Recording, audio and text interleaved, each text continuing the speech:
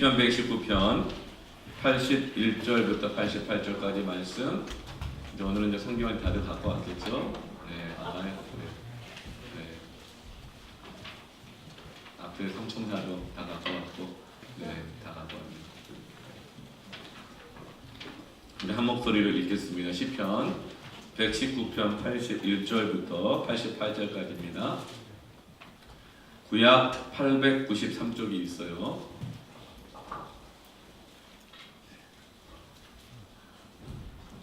우리도 이제 그 성경 목록가를 한번 외우면 좋겠어. 보니까 우리 유치부 어린이부 애들이 다 하더라고요. 그래서 어린이부 애들이 성경을 빨리 찾아요. 어린이부 애들이 왜 그럴까요? 창세기, 출애굽기, 레위기, 민수기, 신명기, 여호수아 이거를 성경 순서를 다 아는 거예요. 네. 원장은 이제 한가족 예배를 이제 5월달에 드릴 텐데 그때 아마 이제 티가 날 것 같아. 네. 자, 다 찾았죠 이제? 함께 있습니다. 시작. 나의 영혼이 주의 구원을 사모하게 피곤하오나 나는 주의 말씀을 바라나이다. 나의 말이 주께서 언제나 나를 안위하실까 하면서 내 눈이 주의 말씀을 바라기에 피곤하니이다. 내가 연기 속에 가죽 부대가 주되었으나 주의 윤례들을 잊지 아니하나이다. 주의 종의 날이 얼마나 되나이까. 나를 핍박하는 자들을 주께서 언제나 심판하시리이까. 주의 법을 따르지 아니하는 교만한 자들이 나를 해하려고 웅덩이를 팠나이다. 주의 모든 계명들은 신실하나이다. 그들이 이유 없이 나를 핍박하오니 나를 도우소서.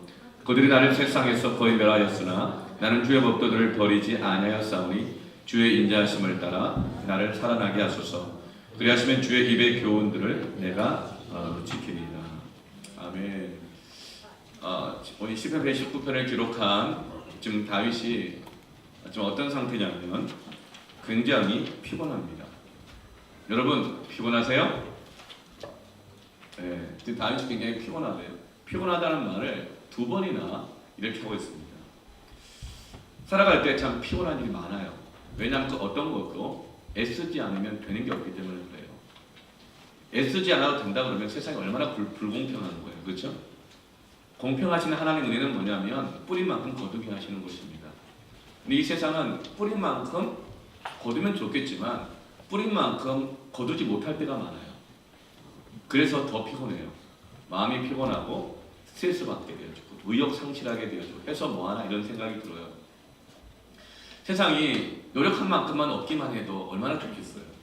그래서 이 세상은 불공평해요. 죄악이 가득해요. 그래서 노력한 만큼도 얻지를 못합니다. 그런데 또 애써야 또 살 수 있는 게 세상이에요. 그래서 무엇을 하든지 힘들이지 않은 것이 아무것도 없어요. 그렇게 힘을 들여 살아가기 때문에 우리가 피곤할 수밖에 없는 거예요. 근데 지금 다윗도 내가 피곤하나이다. 피곤하나이다 이렇게 고백하고 있어요. 피곤할 때 어떻게 해야 할 것인가. 오늘 히브리 알파벳 11번째 순서죠. 8구절을 이 카프라고 하는 히브리 알파벳으로 매 구절을 시작하고 있어요. 그러니까 피곤할 때 카프를 기억하라고 하는 것이에요. 이 카프는 이 내민 손을, 편손을 형상화해서 만든 단어가 카프입니다.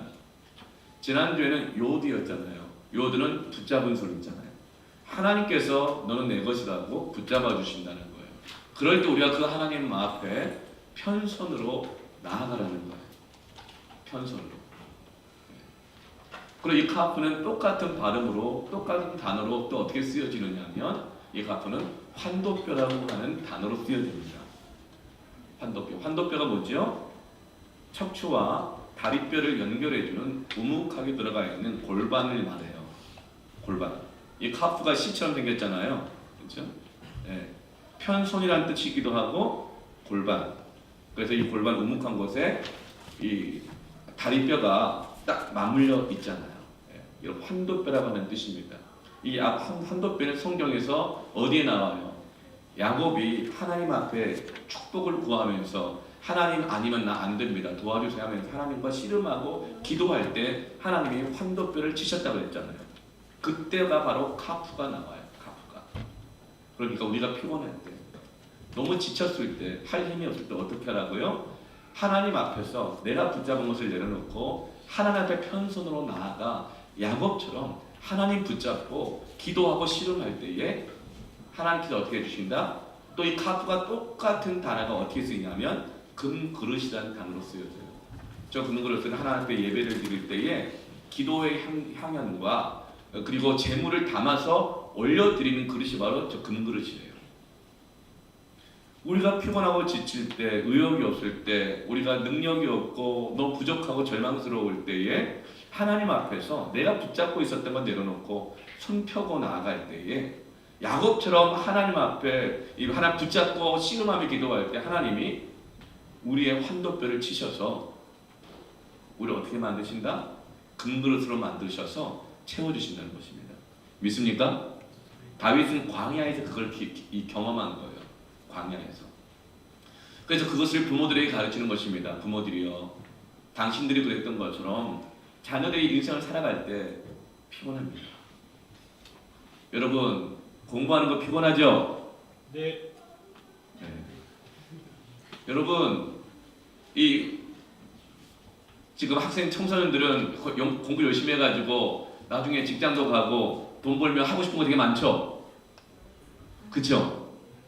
우리 청년들이요, 직장 다니면서 돈 벌고 하니까 하고 싶은 대로 할 수 있어요? 피곤하죠? 세상이 다 피곤해요. 어른이 되면 좋겠다 싶지만 부모님은 다 피곤해요.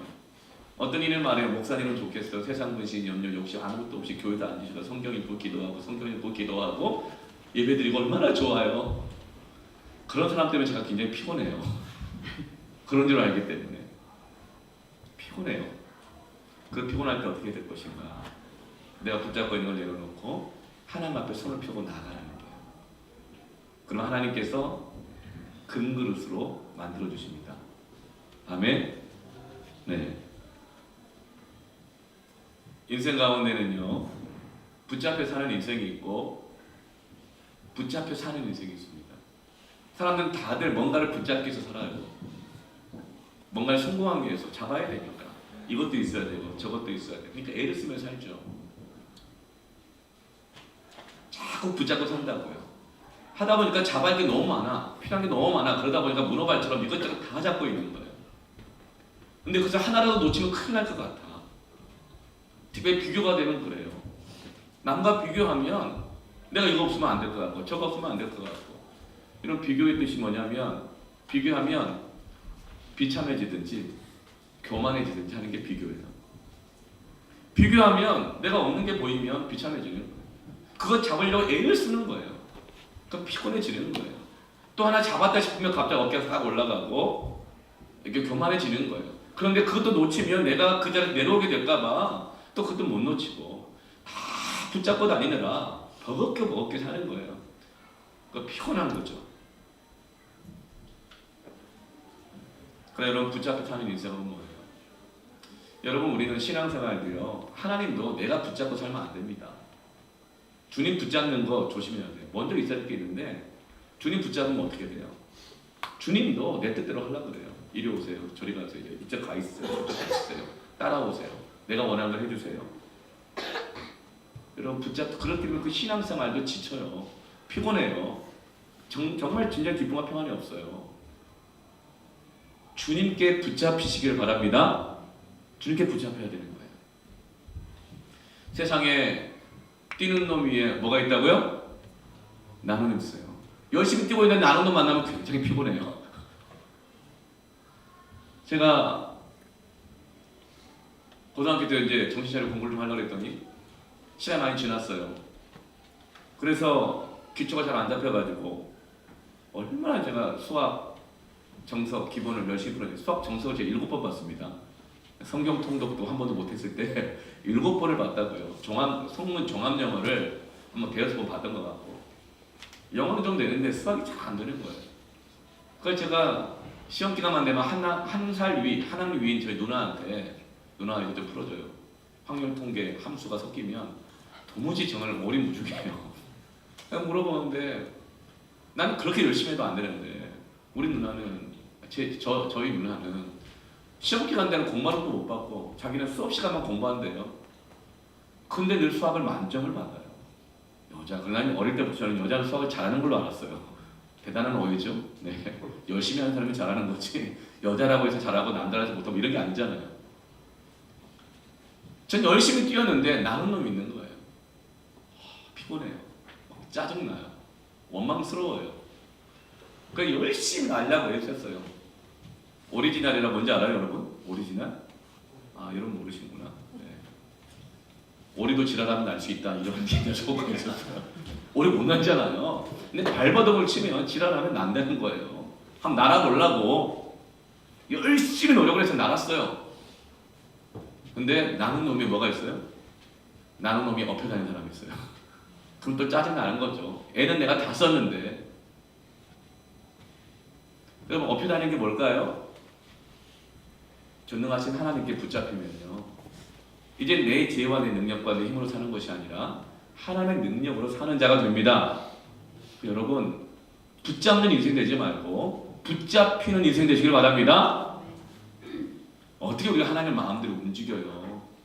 내 마음 하나 제대로 못 움직이는 내가, 내 결심 하나 내가 제대로 못 움직이는 내가 어떻게 하나님의 의지를 막 내가 꺾고 내 마음대로 할 수 있어요?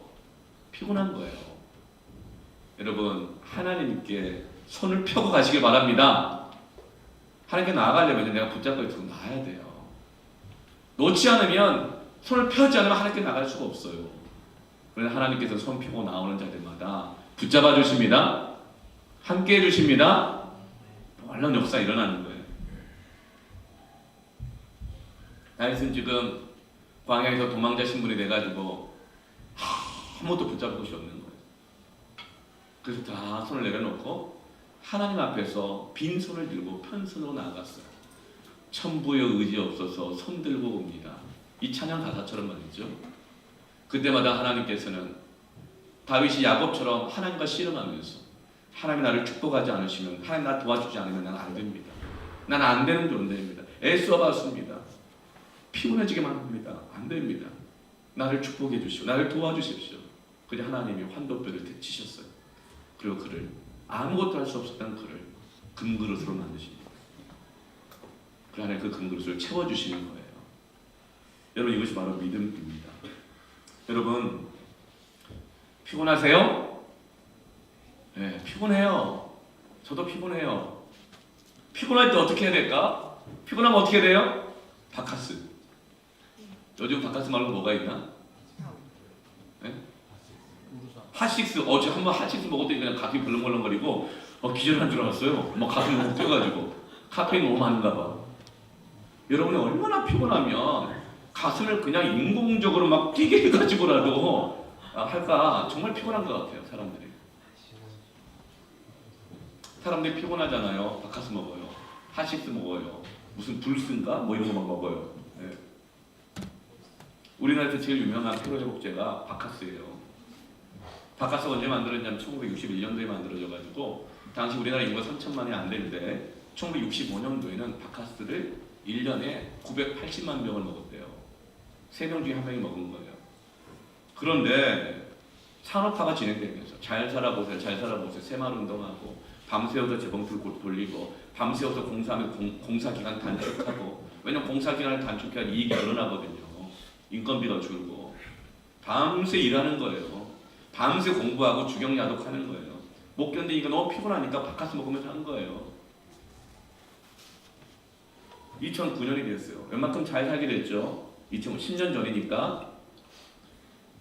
당시 우리나라 국민소득이 3,000불이 안 될 때였는데 지금은 10년 전만 해도 25,000불이었어요. 70배나 잘 살게 됐음에도 불구하고, 7배나 잘 살게 됐음에도 불구하고 2009년도에는요 바카스만, 딴 거 다 빼고 바카스만 6억 병을 먹었어요. 우리나라한테 6억 병. 한번 잘 살아보려고. 얼마나 피곤했겠어요. 그런데 10년 지난 18년도, 2018년 작년에 1년 동안, 1년 동안이 아니라 누적된 바카스 판매량이 몇 병인지 알아요? 200만 병이 아니고 200억 병. 온 인류가 70억이 안 된다 그러는데 온 인류가 한 사람당 3병씩 마실 정도로 우리나라 이 작은 나라에서 200억 병을 먹었다고요. 한번 잘 살아보려고요. 붙잡아 보려고요. 근데 너무 피곤한 거죠. 박하사도 안 먹으면 살 수가 없는 거죠. 일을 못하는 거예요. 너무 피곤하니까. 공부하기도 힘든 거예요. 의욕이 안 생겨요. 너무 지치는 거예요. 우리 주님은 그걸 너무나 잘 아셔요. 그게 뭐라고 말씀하실까요? 수고하고 무거운 짐진 자들아 다 내게로 오라. 내가 너를 쉬게 하리. 여러분이 얼마나 피곤한지 아셔요. 직장 생활이 얼마나 고달프고 피곤한지, 학교 공부하는 거 얼마나 피곤하고 고달픈지, 인간관계, 친구관계, 직장에서 상사와의 관계, 부하 직원과의 관계, 여러분 그 관계가 얼마나 또 피곤해요. 인생 살면서 사람 만나면 얼마나 중요합니까? 만남이 중요해요. 근데 만남이 피곤해져요. 안 만날 수도 없어요. 안 볼 수도 없어요. 특히 인간관계가 피곤해지면 영혼이 피곤해집니다. 마음이 피곤해져요. 우리 군대 간 우리 기은이가 충성, 우리 장교께서 오셨네. 피곤 인생이에요. 피곤한 인생. 근데 얼마나 피곤한지 알아요? 장교는 더 피곤해요. 몸과 정신 더 피곤합니다. 포항도 여기까지 올라왔나? 대전. 아 대전? 피곤해요. 피곤해요. 주님은 너무 잘하세요. 그 피곤한 우리에게 주님은 뭐라고 말씀하시는가? 요한복음 7장 37절부터 39절까지 이렇게 말씀하세요. 명절 끝날에, 명절 끝날 놀았으니 얼마나 피곤하겠어요. 노는 것도 피곤해요. 그 피곤한 날 놀았는데도 피곤해. 끝날에 예수께서 서서 외쳐 이르시되 누구든지 목마르거든 내게로 와서 마셔라. 나를 믿는 자는 성경에 이른 바 같이 그 배에서 생수의 강이 흘러 나오리라 하시니 이는 39절에 그를 믿는 자들이 받을 성령을 가리켜 말씀하신 것이라. 한번 잘 살아보려고, 제대로 살아보려고, 이것저것 붙잡고 놓치지 않고 살아보려고 애썼던 너희들 너무 피곤한데 나한테 와서 마셔라. 너희들 붙잡고 있는 것으로 해결이 안 된다. 바카스 마신다고 되는 게 아니라 나한테 와서 마셔라. 그러면 생수강이 흘러나리라. 이것은 그 성령을 가리킵니다. 여러분 생수의 강이 흘러나는 게 뭘까요? 여러분 우리 교회가 계속적으로 말씀을 하야하고 있잖아요. 하야 이거 암송한다는 뜻인데 암송 그냥 외운다는 것이 아니라 하나의 말씀을 읊조리고 계속 좀 내 안에 채웠더니 어느 순간 이거 꽉 차서 흘러 넘쳐나는 상태. 그래서 외워지고 있는 상태. 그것이 바로 하야입니다. 생수가 넘쳐나리라. 성경에서 생수는요 성령을 상징하는데 특별히 어떤 성령을 상징하냐면 하나의 말씀을 통해 역사하는 성령을 상징합니다. 그래서 우슬초와 같은 말씀, 우슬초로 물을 이렇게 떠다가 말씀으로 나를 씻으소서. 물은 곧 하나님의 말씀을 뜻해요. 그래서 예수님이 니고데모에게 뭐라고 말해요? 물과 성령으로 거듭나야 된다. 이 말은 뭐냐면 하나님의 말씀이에요. 하나님의 말씀을 받고 성령이 역사하실 때 진정한 새롭게 변화되는 역사, 거듭나는 역사, born again, 다시 태어나는 역사, 내가 바뀌는 역사, 새로운 피조물이 되는 역사, 죄의 종로 타던 내가 죄를 이기고 다스리는 사람으로 변화되는 역사가 일어난다는 거예요. 생수의 강이 넘쳐나리라. 이것은 곧 하나님의 말씀이 내 안에 채워지면서 그 말씀을 마시고 먹으면서 이것이 나중에 충만해져서 내 안에서 흘러나오고 있는 상태라는 거예요. 이것이 바로 성령의 충만한 겁니다. 그럴 때 우리가 이 피곤함을 이겨낼 수 있다는 거예요. 우리가 왜 피곤하냐면 어떤 사람도 이렇게 말해요. 나이 때문이라고. 고등학교 1학년짜리 한 자매가 이렇게 얘기하더라고요. 몸이 예전까지 않다고. 예전까지 않대요. 나이가 들어가면서 피곤해진대요. 청소년도 그런 것 같아요. 중학교까지는 막 빠듯빠듯하고 잘 뛰고 막 이러다가도 고등학교 정도 올라가면 몸도 좀 느려지고 많이 피곤해하고 막 그러는 것 같아요. 왜 그럴까 생각해 보면은 고등학생이 중학생보다 훨씬 더 피곤해요. 삶이. 대학 가면 막 자유로울 것 같잖아요. 대학생이 고등학생보다 훨씬 피곤합니다. 직장 가보세요. 직장인이 대학생보다 헐 피곤합니다. 혹시 공부하면서 직장생활 병행하고 있는 사람이 있어요? 요즘 직장생활이 무한 경쟁이 시작이기 때문에 퇴근하고 나서 또 공부하러 가잖아요. 공부와 직장일이 겹쳐 있으면요, 헐 피곤합니다. 근데 여러분, 어른 되고 부모가 되보세요. 공부하고 직장생활하고 또 공부하면 직장 자녀들을 기르고 돌보는 부모들은요, 또 자기 직장생활하고 먹고 살아야 되는 부모들은요, 확 피곤해요. 근데 거기다가 주일하고 봉사하고 섬기고 네, 믿음 지키고 살아가고 얼마나 피곤할까요? 그 다윗은 지금 피곤하다 그러는 거예요. 많은 사람들이 이렇게 말해요. 나이가 들면 피곤하다고. 네. 나이 문제일까요? 우리 교회에서 제일 피곤한 사람들이 누굴까? 가만 보니까 누굴까요? 예배 시간 늦는 사람이 제일 피곤한 거예요, 사실은. 피곤하니까 그런 거예요. 왜 예배를 한번 쉬고 싶은가? 피곤하니까 그런 거예요. 근데 그 예배 늦는 사람이 나이 많은 사람일까요? 어른들일까요? 청소년들일까요? 누굴까요? 나이가 아니에요. 영혼이 피곤하면 그래요. 나이의 문제가 아니에요. 젊음의 문제가 아니라고요. 세례 요한의 어머니 엘리사벳은 세례 요한을 태중에 품고 있으면 만삭이 됐으면서도 성령 충만하고 기뻐했다 그랬어요. 예수님 육신의 어머니 마리아도 그랬어요. 내 영혼의 주를 찬양한다 그랬어요. 요즘은 그냥 애 하나 아이 임신하면 그냥 너무 힘들잖아요.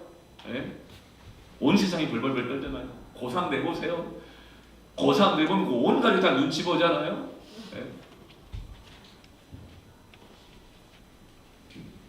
늘 늦게 일어나면서도 지각하는 사람이 있는가 하면 새벽부터 기도하면서도 기쁨이 충만한 사람이 있습니다. 여러분, 우리가 영혼의 새 힘을 얻어야 합니다. 우리 영혼의 피곤함, 마음의 피곤함, 정신의 피곤함은요, 정말 우리를 무기력하게 만들고 지치게 만드는 거예요. 왜 그 피곤해지는 거 하냐면 첫 번째로는 다른 것을 많이 붙들고 있어서 그런 거예요. 다른 것을 많이 붙들고 있고 거기에 힘을 다 쏟고 있으니까 당연히 힘든 거죠. 그래서 정말 다른 걸 못하는 거예요. 가만 보세요.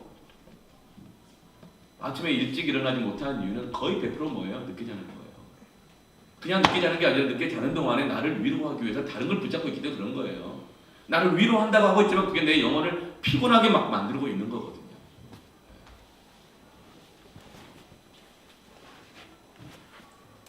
예레미야 2장 13절에 내 백성이 두 가지 악을 행하였나니 곧 그들이 생수의 근원되는 나를 버린 것.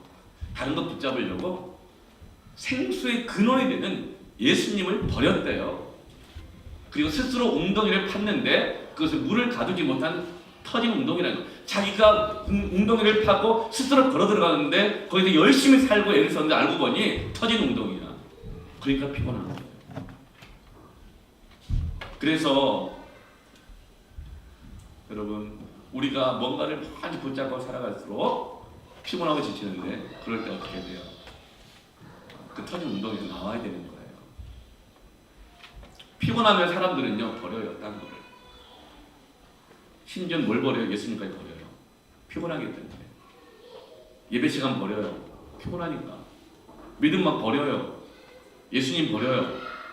자기 붙잡고 있는 게 너무 많은데 그 놓으면 안 될 것 같으니까. 그래서 스스로 웅덩이를 파요. 거기 막 부어요. 근데 알고 보니까 어때요? 터진 웅덩이였어요. 자기는 확실하다고 생각하고 부었는데 그거 보니 주님을 버린 거야. 영혼이 피곤해지는 거야. 어떻게 해야 돼 다시? 내가 붙잡고 있던 거 내려놓고 주님 앞에 다시금 빈손으로 손을 펴고 나아가야 돼요. 그럼 주님이 나를 다시금 붙잡아 주십니다. 아멘.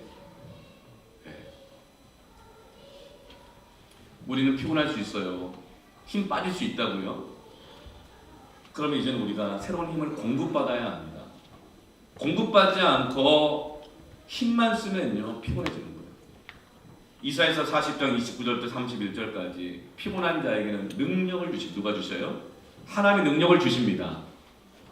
무능한 자에게는 힘을 더해 주셔요. 소년이라도 피곤하며 곤비하며 장정이라 넘어지며 쓰러지되 오직 여호와를 악망하는 자는 샘을 얻으리니 피곤한 것은 나의 문제가 아니라는 거예요. 모두가 다 피곤하다는 거예요. 모두가 다 힘들게 살고 있다는 거예요. 근데 하나님은 그들에게 새 힘이 필요하다는 걸 알고 계시는 거예요. 근데 바카스는 아니라는 거예요. 네가 붙잡거든 그건 아니라는 거야. 네가 나를 붙잡아야 되고 내가 너에게 그것을 감당하게 할 수 있는 능력을 주시고 힘을 줄 수 있다는 거예요. 그러니 너는 네가 붙잡고 있던 거 믿음으로 내려놓고 편소를 가지고 내 앞에 나오라. 주님이 말씀해주고 계십니다.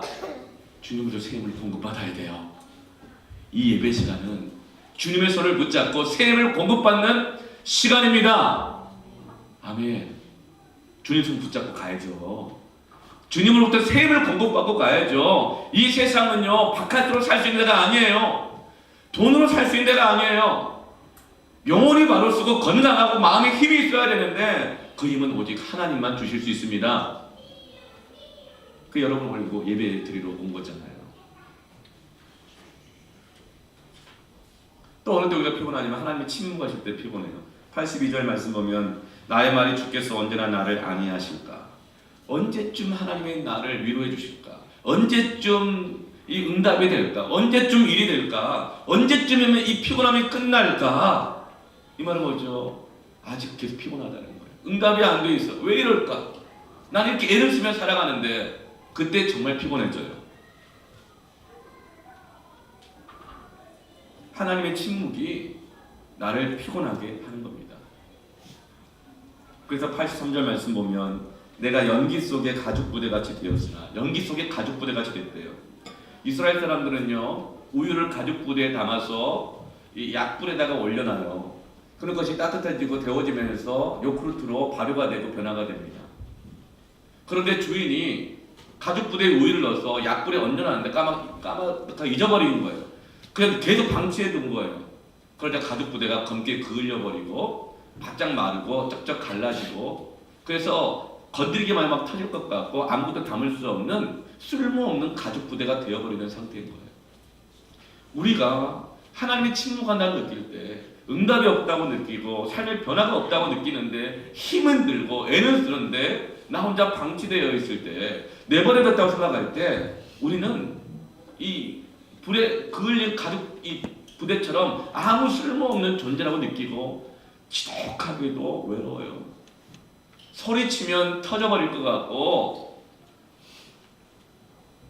가만히 있으면 질식할 것 같은 그런 어떤 상태를 지금 말하고 있는 거예요. 그렇게 하나님의 침묵 속에서 다윗은 뭐라고 있어요? 83절 보면 내가 연기 속에 가죽 부대같이 되었으나 주의 율례들을 잊지 아니하나이다. 그 상황 속에서도 다윗은 뭘 해요? 주의 율례, 하나님의 말씀을 잊지 않는다는 거예요. 여러분 하나님의 말씀을 잊어버리지 않기 위해서 어떻게 하면 돼요? 저는 말씀이 잘 안 외워지는 돌대가 된대요. 여러분 돌에 한번 새겨지면 안 지워지죠.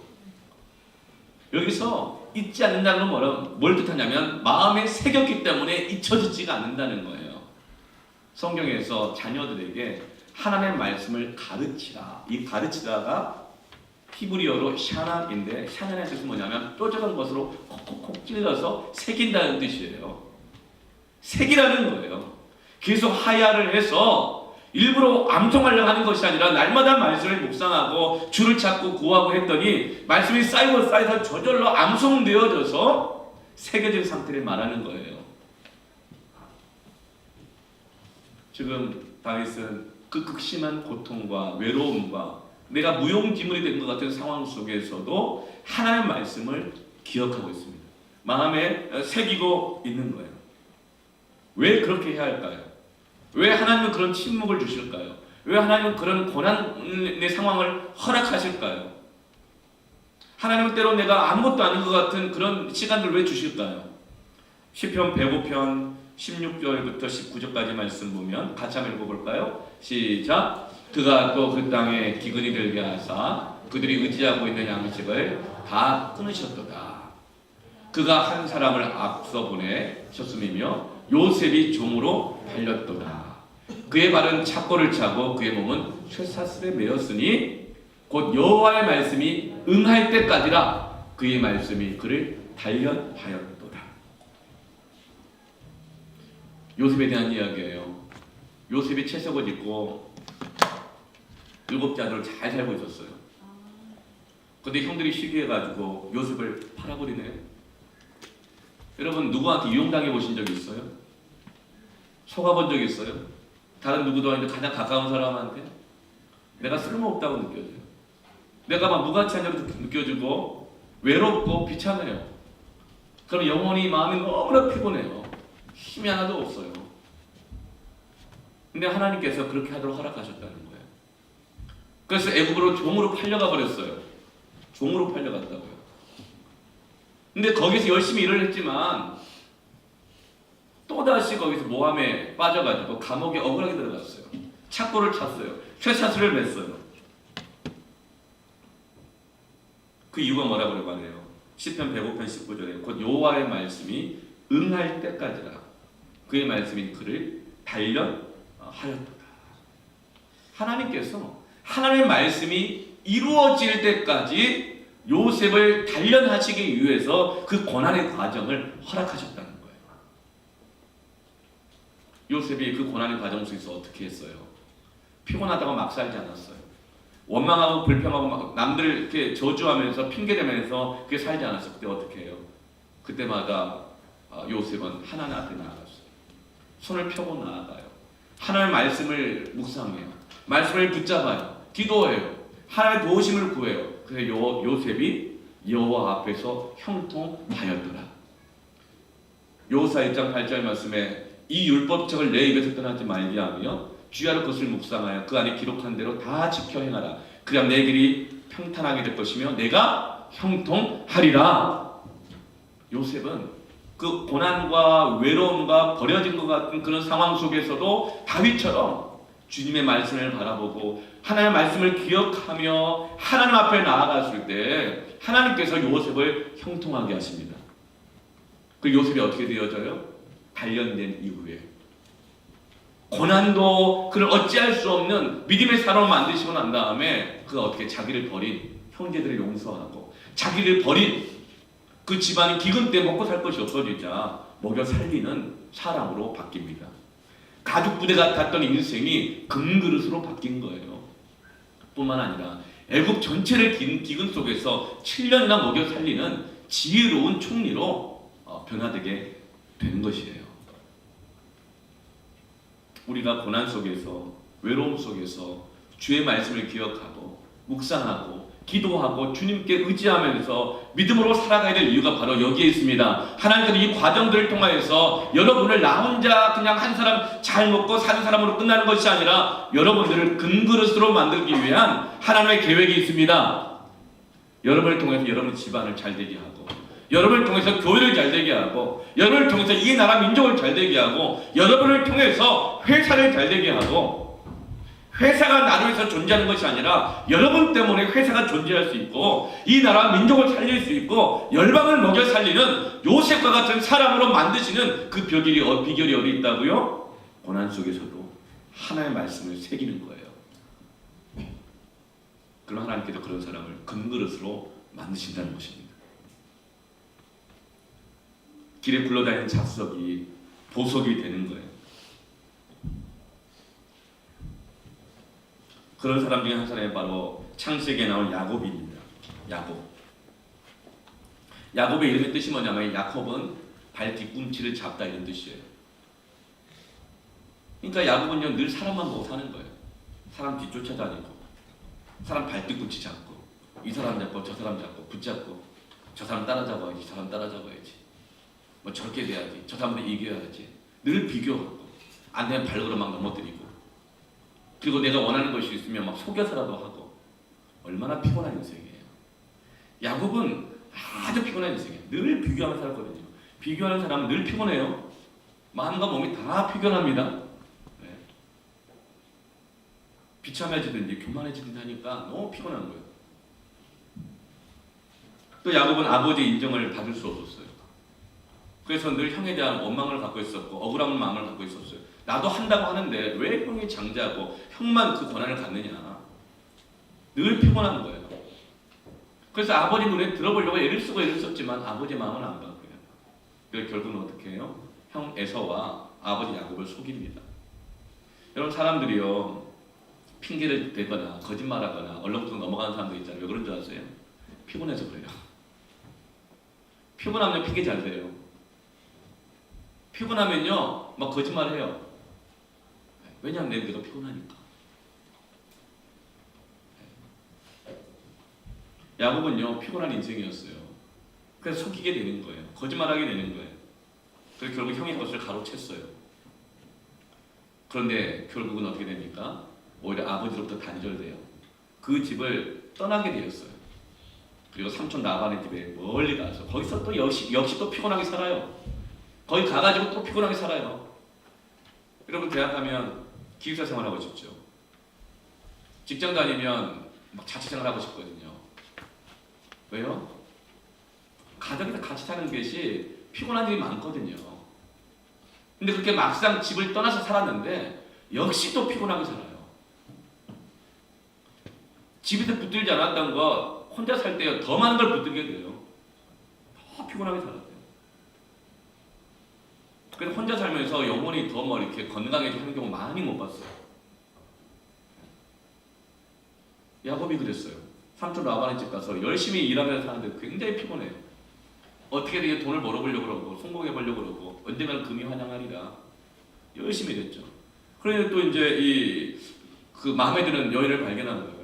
그래 그 여인을 얻으려고 얼마나 또 자기한테 잘하고 열심히 일하면서 노력을 했어요. 그랬더니 계획에도 없던 결혼을 2번이나 하게 돼가지고 2여자랑 살게 되잖아요. 한 여자 감당하기가 쉽지가 않아요.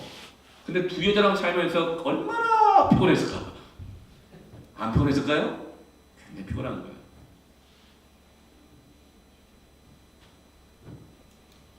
그런데 결국은 자기가 머리 쓴 게 발각돼가지고 또다시 도망을 쳐야 돼요. 그래서 자기 처와 자식들 다 데리고 삼촌 집에서 일하면서 모은 돈을 다 끌어모아가 야간 도주합니다. 도망을 가요. 갈 때가 집밖에 없잖아요. 집으로 돌아가보는 중이었는데 그때 형 에서가 자기를 찾아와서 자기 죽이고 다 빼앗아가려고 한다는 이야기를 들어요. 근데 야곱이 어떻게 해요? 지금까지 수고를 다 했는데 알고 보니 터진 웅덩이인 거예요. 그때 야곱이 그제서야 손을 놔요. 야복 나루터 강가에서 처와 자식들 모든 재산들은 강건으로 다 보내고 야복 나루터 혼자 남아요. 내일이면 모든 것이 물거품이 돼요. 그때 그 깊은 밤의 외로움과 회한을 누가 알까요?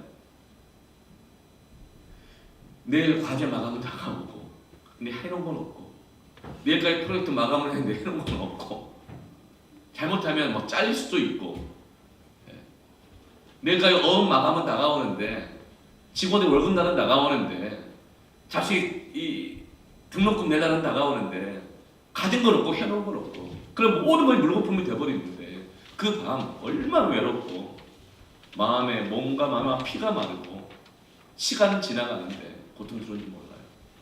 그리고 혼자 앉아있을 그 밤에 여러분 그 밤은요 하나님이 나타나시는 시간입니다.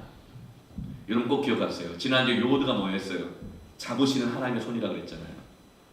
우리가 이해할 수 없는 고난과 외로움과 절망의 시간은요 하나님이 등장하시는 시간입니다. 아멘. 분명해요. 그거는. 야곱이 앉아있었어요. 창세기 32장 24절 말씀 보니까 야곱은 홀로 남았더니 어떤 사람이 날이 새도록 야곱과 씨름하다가 야곱이 홀로 남았었어요.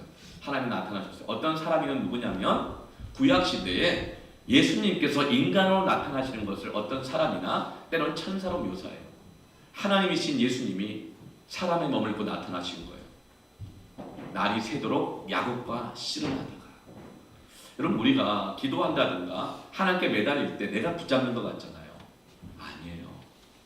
하나님이 먼저 붙잡아 주셔야 우리가 붙들려야 내가 그 다음에 하나님께 붙잡을 수 있는 거예요. 근데 하나님은 우리 고난의 밤에요 먼저 나타나셔서 우리를 잡아주십니다. 야곱이 앉아있다 누가 와서 나를 잡고 막 씨름을 하는 거예요. 근데 같이 씨름을 하다 보니까 야곱이 그 순간 깨닫는 거예요. 이건 그냥 사람이 아닙니다. 그냥 사람이 아니구나. 이건 하나님의 인도하심이구나. 하나님이시구나. 그걸 깨달은 거예요. 이 기회 놓치면 안 되는구나. 그래서 나를 붙잡은 그 천사, 주님을 붙잡으면서 나를 축복해 주지 않으시면 갈 수 없습니다. 놓아주지 않을 겁니다. 그때부터 씨름하는 거예요. 25절에 자기가 야곱을 이기지 못함을 보고 그가 야곱의 허벅지, 가후, 환도뼈, 관절을 치매. 이 치매란 건 뭐냐면 부러졌다는 뜻이 아니에요. 만졌다는 뜻이에요. 이스라엘 사람들은요, 중요한 언약을 할 때 사타구니에 있는 이 환도뼈 있죠. 골반, 거기다 손을 대고 약속을 해요. 그 야곱이 자기 종을 보내서 며느리감 구해올 때 너 딴 데로 새지 마. 정확하게 잘 갔다 와야 돼 하면서 아브라함의 환도뼈에다 손을 대고 언약을 맺게 해요. 야곱이 하나님을 붙잡고 씨름할 때 하나님께서 그제서야 야곱의 환도뼈에다가 손을 대셨다는 거예요. 약속을 주셨다는 거예요. 언약을 주셨다는 거예요. 허벅지 관절이 그 사람과 씨름할 때 어긋났더라. 이거는 부러졌다는 뜻이 아니고 이 고관절에서 이 다리뼈가 빠졌다. 탈골이 되었다는 거예요. 아이를 낳을 때 산모가 힘을 쓰면요, 애가 나올 때 어떻게 되냐면 고관절이 늘어납니다. 이 관절이, 이 골반이 벌어져요. 벌어지면서 아이가 나오는 거예요. 그러니까 일종의 탈골 현상이 일어나는 거예요. 하나님께서 환도뼈에 손을 대셨어요. 그리고 그 환도뼈가, 골반이 벌어졌어요. 그리고 약속을 주신 거예요. 어떤 약속이요? 26절 말씀에 그가 이르되 내 이름을 다시는 야곱이라 부를 것이 아니요. 너 엉뚱한 거 붙잡고 살고 비교하며 살고 피곤하게 살고 네 머리로 살고 그러면서 피곤하게 사는 그런 인생이 아니라 이스라엘이라 부를 것이다. 새로운 이름을 주시는 거예요. 다시 태어나는 거예요. 다시 출산되게 되는 거예요. 우리 예수님께서 죄로 인해서 이미 죽었던 우리들을 다시금 거듭나게 하실 때, 본 어게인 하게 하실 때 어떻게 해요? 땀이 핏방울에 기도하시면서 해산의 수고를 감당하셨다고 그랬잖아요. 우리가 주님 앞에 다 내려놓고 편선으로 함께 나아갈 때 우리 하나님은 우리의 환도뼈에 되시고 약속을 주십니다. 민수기 23장 19절 말씀에 하나님은 사람이 아니시니 거짓말을 하지 않으시고 인생이 아니시니 후회가 없으시도다. 말해놓고 후회하지 않는다는 거예요. 거짓말하지 않는다는 거예요. 어찌 그 하신 말씀을 실행하지 않으시며 하신 말씀을 행하지 않으시냐. 약속을 주셔요. 그리고 다시금 우리를 변화시키셔요. 가죽부대 같은 우리들을 금그릇으로 다시금 태어나게 하세요. 새로운 피조물이 되게 하세요. 더 이상 비교하고 지치고 피곤해하면서 살아가는 인생이 아니라 요셉 같은 인생으로 이스라엘의 조상이 되는 야곱 같은 사람으로 새롭게 태어나게 하시는데 그것이 언제 이루어지느냐. 하나님 앞에 내가 붙잡고 있던 것들을 내려놓고 편성으로 나아갈 때 이 새로워진 역사가 일어납니다. 그 다윗이 말하는 거예요. 피곤할 때 하나님 앞에 손을 펴고 나아가라. 믿습니까? 아멘. 청소년들 요즘 푸르스 공부방 한다고 화요일 토요일마다 오후 5시부터 저녁 9시까지 공부하더라고요. 오늘도 호비실 도서관에 공부하다가 교회 왔어요? 오늘은 아니에요? 아, 정직해서 좋아요. 근데 어제도 보니까 뭐 며칠이나 했다고 한 7시쯤 막 되니까 가방 메고 막 나갈 생각하고 막 또 잡혔지 뭐예요 저한테?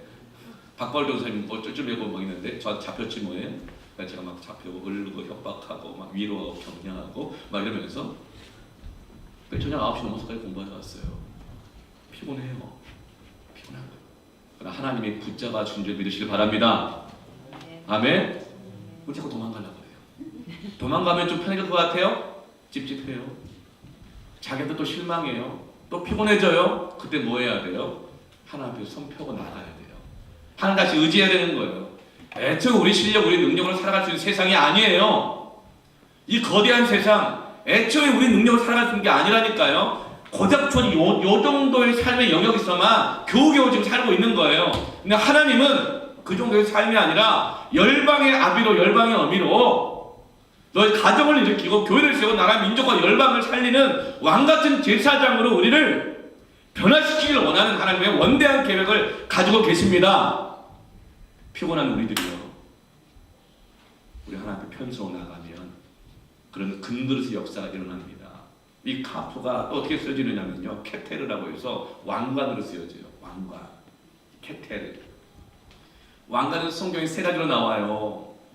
진설병을 담는, 하나님 앞에 드리는 진설병 떡 있잖아요. 떡을 담는 떡상에 보면 그 주변에 왕관처럼 되어 있고요. 저거는 언약궤예요. 언약궤. 하나님 말씀이 있는데 그 언약궤의 뚜껑이 왕관으로 되어져 있어요. 저걸 케테르라고 그래요. 또 하나는 하나님 앞에 드린 예물 분향단 있죠. 그 겉에가 왕관으로 되어 있어요. 그걸 케테르라고 그러는 거예요. 말씀을 가슴에 품고 피곤함을 느끼고 견디어내면서 믿음으로 살아가는 사람들에게 하나님께서 승리의 면류관을 씌워주십니다. 아멘. 네.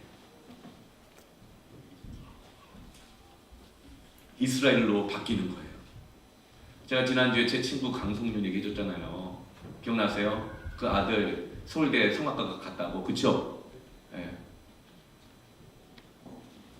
하나님께서 저한테 그렇게 얘기했거든요. 도대체 쟤는 공부도 안 하는 것이, 노래는 좀 한다 그러는데 실력도 그만큼도 안 되는 것 같고 쟤 뭘 해야 될지 모르겠다. 공부도 안 하지, 노래 연습도 안 하지, 실기 공부 다 줘야 되는데. 저한테 그렇게 토로했었는데 3년이 지나고 나서 서울대 성악과 갔다 그랬잖아요. 유해관데도 어떻게 더 가능했냐고. 겸손하게 얘기하잖아요. 그렇게 그을린 가족 부대 같았을 때, 하나님의 손을 펴고 나아갔을 때, 지금 말한 같이 매주 금요철학 한 번도 안 빠지고 가되, 그들이 서울대 가되 이렇게 얘기했어요. 아주 겸손하게. 하나님의 그 가족 부대를 금그릇으로 만드신 것입니다. 이 과정을 통해서요. 말씀이 응할 때까지 단련되었더라. 여러분, 고난과 어려움이 있고 피곤함이 있을 때요, 다윗처럼 말씀을 붙들고 하나님께 손을 펴고 나아가시기를 축원합니다. 그럼 놀랍게요, 그 고난의 시기를 편한 대로 살고 내가 붙잡은 거 계속 붙잡고 살려고 하고 그게 살았던 인생과 완전히 다른 인생이 됩니다. 다니엘과 세 친구들 보세요. 포로로 잡혀갔던 노예로 바벨론을 잡혀가서 거기서 귀족의 자녀들이었기 때문에 특별히 바벨론식으로 교육도 시켜주고 좋은 음식 먹여주고 공부시켰다고요. 근데 거기서 겪었을 스트레스가 얼마나 큰 줄 알아요? 굉장히 스트레스 받는다고요. 경쟁이잖아요. 눈에 띄어야 되잖아요. 더 좋은 성과를 내야 되잖아요. 근데 그 다니엘이 뭐해요? 왕이 주는 포도주와 진미를 다 거절하고 뜻을 정하여 예루살렘을 향하여서 창문을 열고 날마다 하루에 3번씩 기도하였더라. 여러분, 그것이 다니엘이 왕조가 3번 바뀌면서도 총리의 이 직을 계속 감당할 수 있었던 비결이 되는 겁니다. 저는 여러분이 다 요셉과 같은, 다니엘과 같은 자가 되기를 축원합니다. 여러분의 직장에서요. 여러분의 직장을 살리는 여러분이 희망이 되세요. 너희를 향한 내 생각을 안 하니 재앙이 아니요 미래와 희망이 됨이니라. 아멘. 그런 사람이 희망이 되는 것입니다. 될 수 있어요. 저는 대학 갈 때요, 예수 안 믿고 갔었지만 예수를 대학교 1학년 때 믿게 되었잖아요. 제가 가고 싶은 대학도 아니었어요. 그러나 예수님을 믿고 난 다음에 내 안에 말씀이 들어가고 내 안에 믿음이 생기니까 어떻게 들어갔냐면, 학교 들어갈 때마다 7시 반에 학교 갔어요. 손을 대고 기도했어요. 나는 이 학교의 영적 총장이다. 나를 통해 이 학교가 잘 될 것이다. 나를 통해 교수님들 예수님을 만나게 될 것이고, 나를 통해서 정말 학생들 예수님을 믿게 될 것이고, 그 선포함에 들어갔어요. 나에게 하나님 면류관을 씌워주신 거예요. 나는 사무소했던 그런 가족부대가 아닌 거예요. 나는 금그릇이 된 것입니다. 아멘. 여러분, 기도하다가 서울대 갈 아이가 지방대를 갔대요. 그럼 실패한 거예요? 주일 성수 잘 하다가 그 실력이면 대기업 갈 실력이었는데 중소기업 갔대요. 그럼 실패하고 불행한 거예요? 결국 누가 승리하는 줄 아세요? 기도하는 아이가 승리해요. 기도하는 그 사람이 승리해요. 안 그러면 세상에 질질 끌려다니고 이것저것 붙잡고 하다가 피곤해지다가 살다 끝나요. 그러나 그 손을 펴고 하나님께 나아가는 자는요, 반드시 요셉과 같이 다니엘과 같이 승리합니다. 아멘. 아멘. 네, 아멘이에요. 우리 인생은요, 대학 학벌에 달려있지 않아요. 기업 간판에 달려있지 않습니다. 하나님께 달려 있습니다. 그게 믿음이에요. 여러분, 피곤함 두 종류예요. 거룩한 피곤함이 있어요. 오늘 다윗은 뭐라고 말해요? 82절 말씀 보니까 내 눈이 주의 말씀을 바라기에 피곤하나이다. 주님의 말씀을 바라보는 것도 피곤해요. 여러분, 기도하는 거 피곤해요. 예배드리는 거 피곤하죠? 안 피곤해요? 막 예배를 드릴수록 셈이 난다 하고 좋은 거죠. 여러분, 저는 1부 예배, 2부 예배, 3부 예배 하잖아요. 몹시 피곤해요. 네, 설교하는 거 몹시 피곤해요. 잘 설교하는 거 설교 준비하는 게 더 피곤해요. 이걸 무슨 피곤함이란 말이에요? 거룩한 피곤함이라 그래요. 세상과 내가 구별되고 하나님께 가까이 가기 위한 거룩한 애씀, 피곤함이 있는 거예요. 근데 더러운 피곤함도 있어요. 불결한 피곤함도 있는 거예요. 죄를 지으면 더럽게 피곤해져요. 거룩하지 않은 피곤함은 어떤 거예요? 찝찝함이 있어요. 하면서도 찝찝해. 피곤해. 영어로 말하면 그걸 뭐라고 해요? 스트레스로 그래요. 스트레스는요, 이 불결한 피곤함이에요. 내 영혼을 망치는 거예요. 병들게 하고 있는 거예요. 내 뼈를 녹이는 거예요. 내 살을 녹이는 거예요.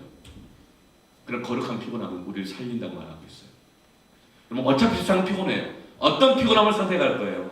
거룩한 피곤함을 선택하시길 바랍니다. 그러면 이 세상의 죄악이 주는 피곤함을 이겨내는 것입니다.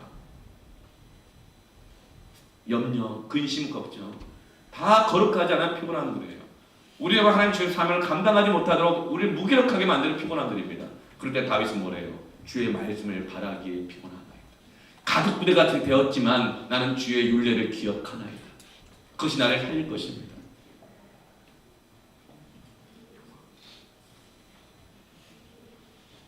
마지막으로 미국에 가면 교회에 미국 교회 한 꼬마아이가 이 박물관을 주일학교 다 같이 함께 방문을 했어요. 견학을 갔는데 이 주일학교 꼬마아이가 그 아주 몇백 년 된 그 꽃병이 있어요. 꽃병, 화병 같은 건데 도자기인지 여기에 손을 넣어가지고 손이 껴서 못 빠져가지고 그렇게 하려고 하다가 결국은 이 아이를 살리기 위해서 어떻게 했냐면 그 값비싼 골동품 이 도자기를 깰 수밖에 없었던 거예요.